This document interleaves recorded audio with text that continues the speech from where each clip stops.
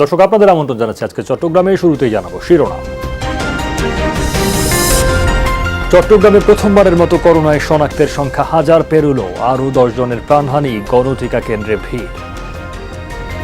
সবাই line maintain করতেছে, এখানে পুলিশ আনসার সবাই আছে, ওরা লাইন মেনটেন করতেছে, আমরা জাস্ট লাইনে দাঁড়ায় আছি। কবে আসবে কবে দিব এটাই অনিশ্চিত করতেছিলাম। বুঝছো বাবা, এখন দিচ্ছি। রাঙামাটিতে নির্মিত হচ্ছে 40 শয্যার বিশেষায়িত corona unit. Central oxygen plant স্থাপনে ধীর গতি, কাঙ্ক্ষিত সেবা না পাওয়ায় ক্ষোভ। এখানে দেখা যাচ্ছে ছোটখাটো কোনো বিষয় নিয়ে আসলে মানুষকে বলা হয় যে আপনি চট্টগ্রাম নিয়ে যান। স্বাস্থ্যসেবার জন্য ইয়েতে চলে যেতে হয়, চিটং চলে যেতে হয়, তাহলে এখানে মেডিকেল কলেজ হয়ে আমাদের উপকারটা কি হলো? চট্টগ্রামে শতবর্ষী গাছ কেটে হাসপাতাল নির্মাণের সিদ্ধান্তে প্রতিবাদের ঝড়, অনড় রেল কর্তৃপক্ষ। হঠকারী উদ্যোগ বলছেন বিশিষ্টজনরা।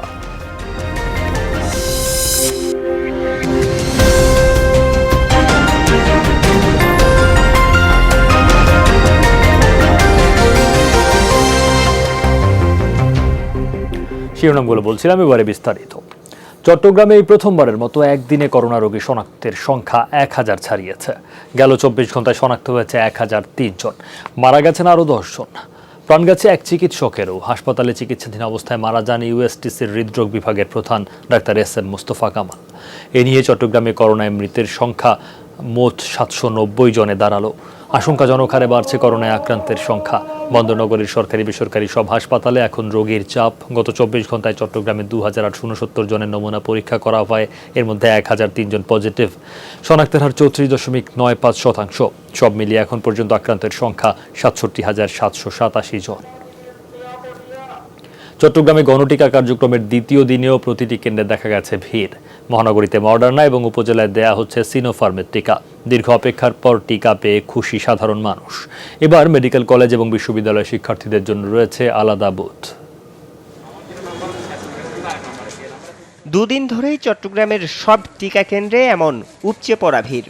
দীর্ঘ লাইনে দাঁড়িয়েও যেন ক্লান্তি নেই কারো।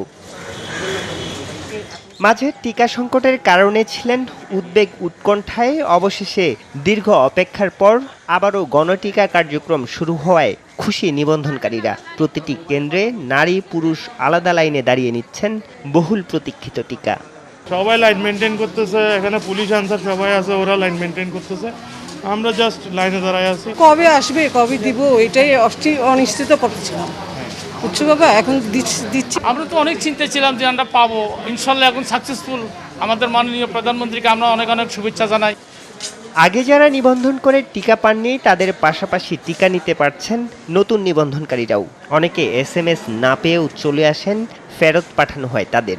আমি তো আসলে প্রথম দিনে রেজিস্ট্রেশন করছি, ওই দিন কোনো ঝামেলা হয় নাই।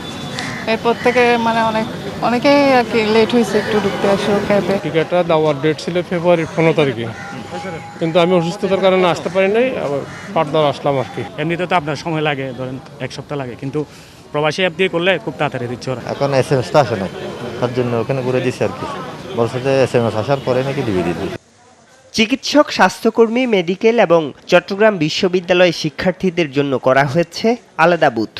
আমরা তো বেসিক্যালি RT-PCR ল্যাবে কাজ করতাম, তো আসলে অনেক শঙ্কায় ছিলাম। তো এখন আল্লাহর রহমতে এখন নিজেকে অনেক কনফিডেন্ট মনে হচ্ছে আর কি টিকাটা নেওয়ার পর। আমরা রেজিস্ট্রেশন করছি 30 তারিখ 1 তারিখ, আমরা প্রায় 12-13 দিন পরে টিকার মেসেজ আসার পরে টিকা দিতে পারতেছি। চট্টগ্রাম সিটি কর্পোরেশন এলাকায় মডার্নার এবং উপজেলা পর্যায়ে দেয়া হচ্ছে সিনোফার্মের টিকা। অনেকে আছে ফেব্রুয়ারি, মার্চ, এপ্রিলে রেজিস্ট্রেশন করেছেন এবং অনেক কারণে, ব্যক্তিগত কারণ কিংবা অসুস্থতার কারণে টিকা যারা পাননি, আমরা এটা ভেরিফাই করে দেখতেছি, যারা একটা ডোজও পাননি তাদেরকে আমরা মডার্না টিকাটা দিচ্ছি। চট্টগ্রাম মহানগরীর 11টি কেন্দ্রে এবং 14 উপজেলায় চলছে গণটিকা কার্যক্রম। আরিফুর রহমান সবুজ, যমুনা নিউজ, চট্টগ্রাম। 3 পার্বত্য জেলাতেও বাড়ছে করোনা সংক্রমণ। খাগড়াছড়িতে 24 ঘন্টায় 52 জনের করোনা শনাক্ত হয়েছে। নমুনা পরীক্ষা করা হয় 201 জনের। শনাক্তের হার 25.87%। সদর এবং মাটিরাঙ্গা উপজেলায় সংক্রমণের হার বেশি। এদিকে জেলা সদরের পাশাপাশি উপজেলা পর্যায়েও চলছে গণটিকাদান কর্মসূচি। সদর হাসপাতালের টিকাদান কেন্দ্রে সকাল থেকেই মানুষের ভিড় দেখা যায়। করোনা সংক্রমণ বাড়ছে রাঙামাটিতেও 154 জনের নমুনা পরীক্ষায় 37 জন পজিটিভ, শনাক্তের হার 24.03%। করোনায় এ পর্যন্ত মৃত্যু হয়েছে 20 জনের। এদিকে জেলা সদরের পাশাপাশি আজ থেকে 10 উপজেলাতেও শুরু হয়েছে গণটিকাদান কর্মসূচি। রেজিস্ট্রেশনের পর যারা SMS পেয়েছেন তারাই টিকা পাচ্ছেন।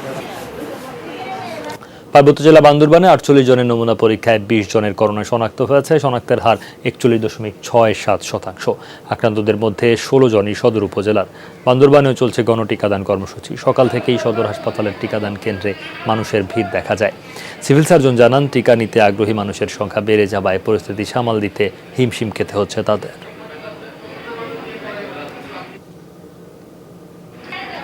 পথচারী এবং সাধারণ মানুষের সুরক্ষায় চট্টগ্রামের মজ্জার টেক মোড়ে করোনা প্রতিরোধক বুথ স্থাপন করেছে যুবলীগ। বন্দরনগরীর প্রবেশ পথ হিসেবে পরিচিত গুরুত্বপূর্ণ ও জনবহুল স্থানে বুথটি উদ্বোধন করেন চট্টগ্রাম দক্ষিণ জেলা যুবলীগ নেতা আবু সাদত মোহাম্মদ সায়েম। এটিএম বুথের আদলে নির্মিত এই বুথ থেকে বিনামূল্যে হ্যান্ড স্যানিটাইজার ও মাস্ক ব্যবহার করতে পারবেন পথচারী ও সাধারণ মানুষ। অনুষ্ঠানে কর্ণফুলী উপজেলা আওয়ামী লীগ নেতা নাজিমুদ্দিন হায়দার সহ নেতাকর্মীরা উপস্থিত ছিলেন। রোগীর চাপ সামলাতে রাঙামাটিতে জেলা পরিষদের অর্থায়নে নির্মিত হচ্ছে 40 শয্যার বিশেষায়িত করোনা ইউনিট। পরিস্থিতির অবনতি হওয়ায় এটি দ্রুত চালুর তাগিদ স্থানীয়দের। তবে রাঙামাটি জেনারেল হাসপাতালে সেন্ট্রাল অক্সিজেন স্থাপনের ধীর গতি এবং কাঙ্ক্ষিত চিকিৎসা সেবা না পাওয়ায় ক্ষোভ প্রকাশ করেন তারা। গত কিছুদিন ধরেই রাঙামাটিতে করোনা সংক্রমণের হার ঊর্ধ্বমুখী। বছরখানেক আগে PCR ল্যাব স্থাপন করায় নমুনা পরীক্ষায় সুফল মিলছে। তবে এডিবির অর্থায়নে গত এপ্রিলে শুরু হওয়া সেন্ট্রাল অক্সিজেন স্থাপনের কাজ ঝুলে থাকায় ব্যাহত হচ্ছে করোনা আক্রান্তদের চিকিৎসা। এখানে দেখা যাচ্ছে ছোটখাটো কোনো বিষয় নিয়ে আসলে মানুষকে বলা হয় যে আপনি চট্টগ্রাম নিয়ে যান। স্বাস্থ্যসেবার জন্য ইয়েতে চলে যেতে হয়, চিটন চলে যেতে হয়, তাহলে এখানে মেডিকেল কলেজ হয়ে আমাদের উপকারটা কি হলো? রাঙামাটি মানে যদি রাঙামাটি থেকে সুচিকিৎসা পাই, এটাই আমাদের দাবি।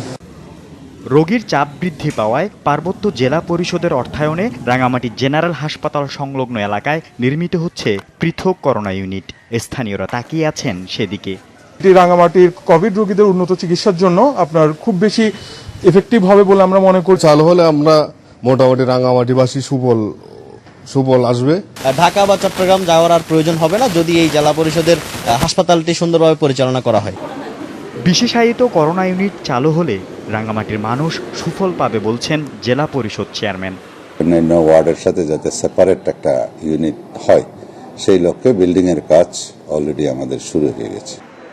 চলমান পরিস্থিতিতে চিকিৎসকের সংখ্যা এবং প্রয়োজনীয় সরঞ্জাম বাড়ানোর তাগিদ বিশিষ্টজনদের। যে ধরনের ডাক্তার দরকার, যে ধরনের ওষুধপত্র দরকার, যে ধরনের সার্ভিস দরকার, সেই সার্ভিস রাঙামাটি জেলা সদরে এনশিওর করা হোক। চাপ সামলাতে রাঙামাটি জেনারেল হাসপাতালের সক্ষমতা বাড়ানোর প্রক্রিয়া চলছে বলে দাবি কর্তৃপক্ষের। সেন্ট্রাল অক্সিজেন সিস্টেম চালু করা এবং যে আইসোলেশন ইউনিট যদি এটা চালু করা যায়, তখন আমাদের হাই ফ্লো নেজাল ক্যানুলা দিয়ে আমরা করোনা রোগীদেরকে অক্সিজেন সেবাটা দিতে পারবো। লজিস্টিক সাপোর্ট এই মুহূর্তে আমাদের যথেষ্ট মোটামুটি আছে, আমরা এটা দিয়ে এখনকার সমস্যাটা সামাল দিতে পারবো। আল আমিন শিকদার, যমুনা নিউজ, চট্টগ্রাম। চট্টগ্রামের সিআরবি এলাকায় শতবর্ষী সব গাছ কেটে বেসরকারি হাসপাতাল নির্মাণের সিদ্ধান্তে দানা বেঁধেছে ক্ষোভ, বইছে প্রতিবাদের ঝড়। প্রকৃতি ও পরিবেশ ধ্বংসের শঙ্কায় বিবৃতি দিয়েছেন বিশিষ্টজনরা। আইনি নোটিশ দিচ্ছে বেলা। তবে এ সিদ্ধান্তে অনড় রেল কর্তৃপক্ষ। সিআরবি এলাকার এই শিরীষ গাছটির বয়স প্রায় 150 বছর। পূর্বাঞ্চল রেলওয়ের প্রধান কার্যালয়ের চারপাশে ছোট বড় পাহাড় টিলায় রয়েছে এমন অন্তত শতাধিক শতবর্ষী গাছ। সবুজে ঘেরা নৈসর্গিক সৌন্দর্যমণ্ডিত এই স্থানে প্রাচীন সব গাছ কেটে পাবলিক প্রাইভেট পার্টনারশিপে 500 শয্যার হাসপাতাল এবং মেডিকেল কলেজ নির্মাণের উদ্যোগ নিয়েছে রেলওয়ে কর্তৃপক্ষ। এতে ক্ষুব্ধ পরিবেশ রক্ষা আন্দোলনের কর্মীরা। সিআরবির যে নান্দনিকতা সেটা চিরতরে ধ্বংস হয়ে যাবে। চট্টগ্রামবাসী হিসেবে আমরা সেটা কখনো হতে দিব না। আমরা ইতিমধ্যেই আইনি প্রক্রিয়ার কাজ শুরু করেছি।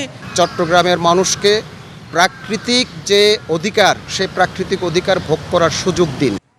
চট্টগ্রামে মুক্ত বাতাসে বুক ভরে নিঃশ্বাস নেয়ার মতো স্থান খুব কম। তার উপর সিআরবিকে ঘিরে তৈরি হয়েছে সাংস্কৃতিক বলয়। এমন স্থান ধ্বংসের বিপক্ষে সংস্কৃতি কর্মীরা।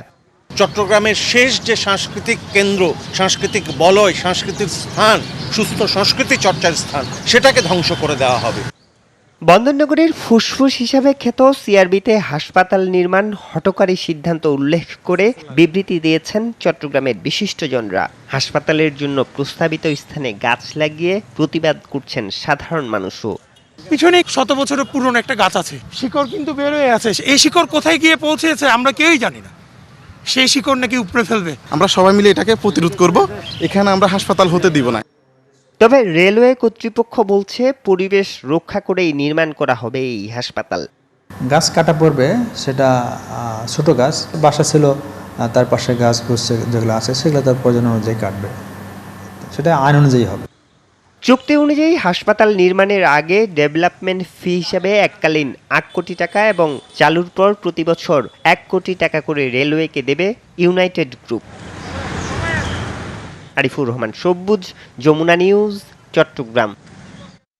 চট্টগ্রামের কোরবানির হাটের খবর জানবো। এবার সরাসরি যোগ দিচ্ছেন আলামিন শিকদার। আলামিন, কোরবানি হাটে ক্রেতা বিক্রেতাদের সার্বিক উপস্থিতি কেমন দেখছেন? স্বাস্থ্যবিধি কতখানি মানা হচ্ছে? আর অনলাইনে যে একটা বিকল্প কেনা বেচার চেষ্টা করা হয়েছিল, সেটির কোনো প্রভাব বা কোনো রকমের প্রতিক্রিয়া আপনি দেখতে পেয়েছেন কিনা এই হাটে?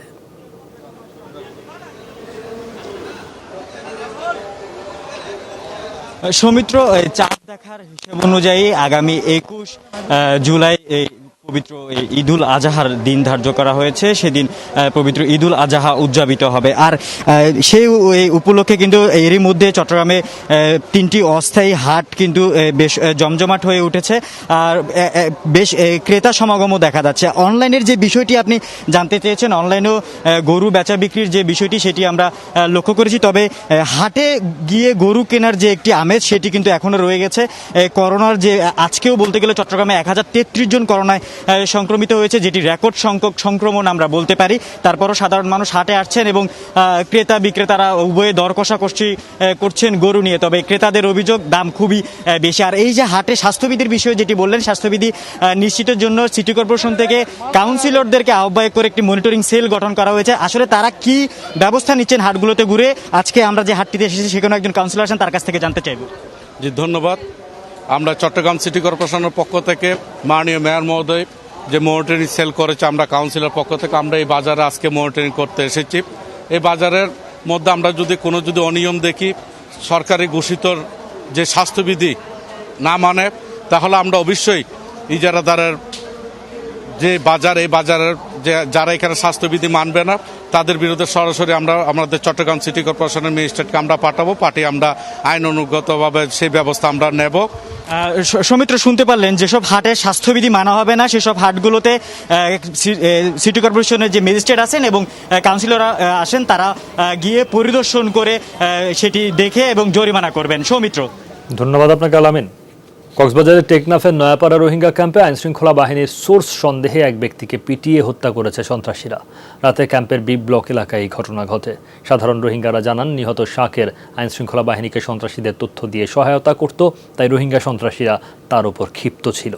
এর আগেও ডাকাত জকির বাহিনীর ভয়ে আত্মগোপনে ছিল সে। টেকনাফ থানার ভারপ্রাপ্ত কর্মকর্তা জানান, মরদেহ উদ্ধার করে ময়নাতদন্তের জন্য মর্গে পাঠানো হয়েছে। প্রক্রিয়াধীন রয়েছে হত্যা মামলা। এই ঘটনার সাথে রোহিঙ্গা সন্ত্রাসী সালমান শাহ বাহিনীর সদস্যরা জড়িত বলেও জানিয়েছে ক্যাম্পের রোহিঙ্গারা। পরে ক্যাম্পে অভিযান চালিয়ে জড়িত সন্দেহে 10 রোহিঙ্গাকে আটকের পর টেকনাফ থানায় হস্তান্তর করা হয়। নারায়ণগঞ্জে সেজান জুস কারখানায় অগ্নিকাণ্ডে 52 শ্রমিক নিহতের ঘটনায় দোষীদেরকে দৃষ্টান্তমূলক শাস্তি প্রদানের দাবি জানিয়েছে চট্টগ্রাম শ্রমিক কর্মচারী ঐক্য পরিষদ।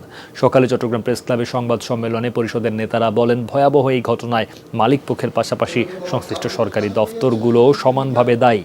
বিচার বিভাগে তদন্ত কমিটি গঠন করে দ্রুত বিচার ট্রাইব্যুনালের মাধ্যমে দায়ীদের বিচারের দাবি জানান পরিষদের নেতারা।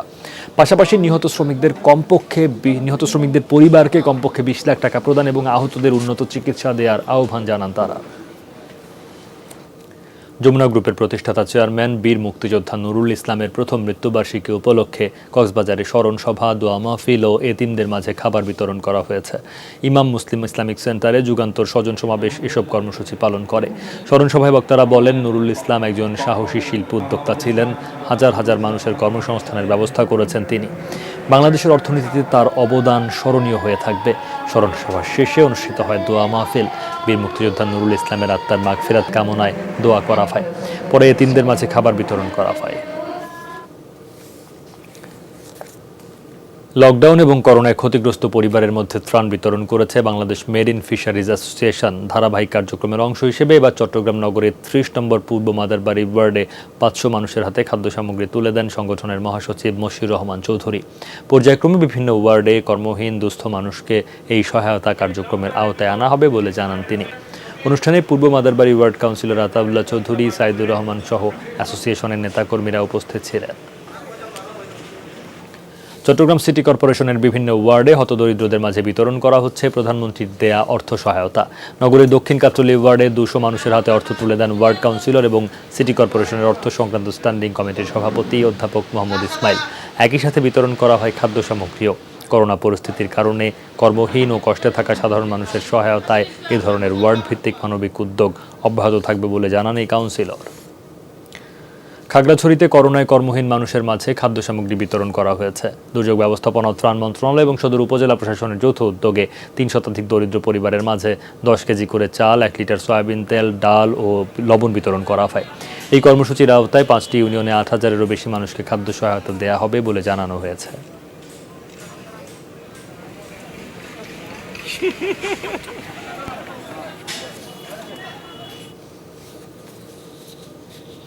কোরবানির ঈদ উপলক্ষে বান্দরবান পৌরসভায় 5600 দরিদ্র পরিবারের মাঝে প্রধানমন্ত্রীর উপহার ও ভিজিএফ কর্মসূচির আওতায় চাল দেওয়া হয়েছে। সকালে পৌরসভা প্রাঙ্গণে চাল বিতরণ করা হয়। এই সময় উপস্থিত ছিলেন পার্বত্য চট্টগ্রাম বিষয়ক মন্ত্রী বীর বাহাদুর উষয় সিং। পৌর মেয়র জানান, পৌরসভার 9টি ওয়ার্ডে 5621টি পরিবারের মাঝে 10 কেজি করে চাল বিতরণ করা হয়। আগামীতেও এই সহায়তা অব্যাহত থাকবে বলে জানানো হয়েছে। সবাইকে স্বাস্থ্যবিধি মেনে চলার আহ্বান জানানো হয় প্রশাসনের পক্ষ থেকে। এই ছিল আজকে চট্টগ্রামে। এতক্ষণ আমাদের সাথে থাকার জন্য সবাইকে ধন্যবাদ।